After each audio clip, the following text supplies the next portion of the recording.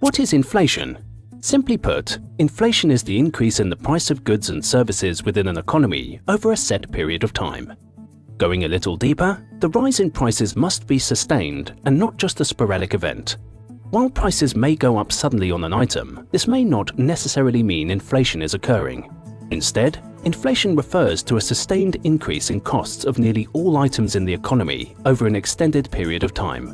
What causes inflation? Economists have identified two basic causes of inflation. First, there must be a rapid increase in the amount of actual currency in circulation.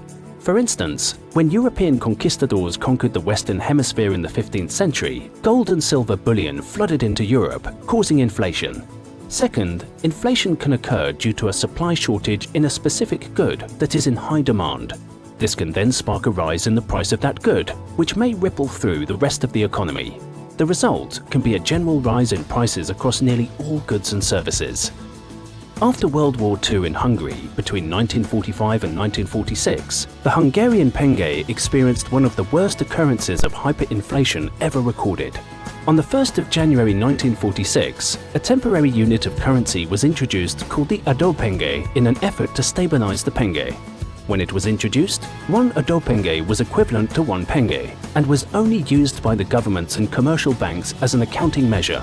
By the 1st of June 1946, one adópenge was now equivalent to 160,000 penge, having undergone 16 million% inflation within 6 months. Shortly after this, the adópenge became legal tender, and by the 31st of July 1946, one adópenge was equivalent to 2 sextillion penge. On the 1st of August 1946, another new currency, the forint, was introduced as a replacement to the penge at a rate of 400 octillion penge per forint. While national governments try to control inflation, Bitcoin and other cryptocurrencies are seen by many as a good hedge against the ravages of inflation. This is due to the fact that Bitcoin has a fixed total supply of 21 million coins. Despite some controversies, many believe that this makes Bitcoin a deflationary currency and therefore resistant to inflation. For this reason, many countries that are currently undergoing inflation have begun using Bitcoin or other cryptocurrencies as an alternative to their legal tender in order to cope with the nation's inflation.